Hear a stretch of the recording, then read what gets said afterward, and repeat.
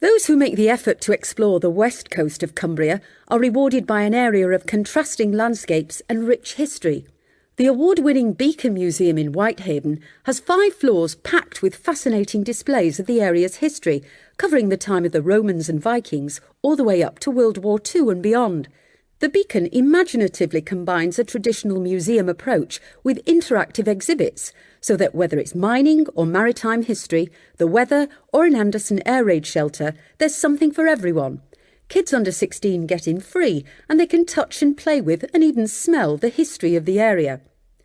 As early as the 14 and 1500s, the port of Whitehaven was a base for traders working the Atlantic Triangle.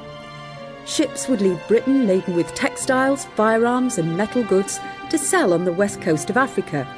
There they would buy or kidnap local people to take to the Americas to sell as slaves. Their cargo on the return leg was tobacco, cotton and coffee, but these were relatively light, so they had to find something heavy to make the ship stable. 2 items used as ballast soon became valuable products in themselves. Piles of discarded timber were found to be exceptionally hard and ideal for furniture making, which flourished based on this fortunate discovery of mahogany. Casks of rum were also heavy, and rum rapidly became the local tipple of choice. Even now it's rum butter that's generally served locally with mince pies at Christmas rather than brandy butter, which is favoured in the south of the country near the ports that traded with France. Whitehaven Harbour is now a picturesque place given over to seagulls, fishing boats and yachts. Coal mining was recorded in the area as early as the 1200s, and Whitehaven was one of the first places to mine coal fields that stretched out under the seabed, 1,200 feet down and up to 5 miles out to sea. Sadly, in the last 300 years, more than 500 people have lost their lives here in mining accidents.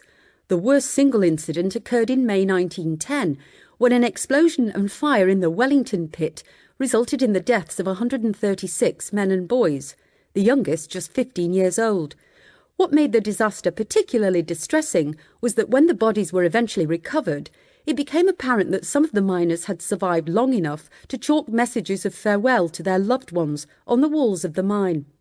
The last pit to close was Hague Pit, and high on the cliffs, just around the headland from the harbour, the Hague Pit's winding engine house and headgear form the striking centrepiece of this remarkable industrial heritage site.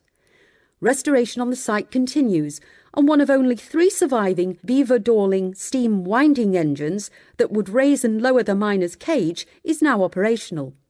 Entry to Hague Pit Museum is free, and the cavernous building is packed with machinery, tools and equipment, which forcibly bring home the sheer scale of the operation and the harshness of the conditions under which the miners had to work.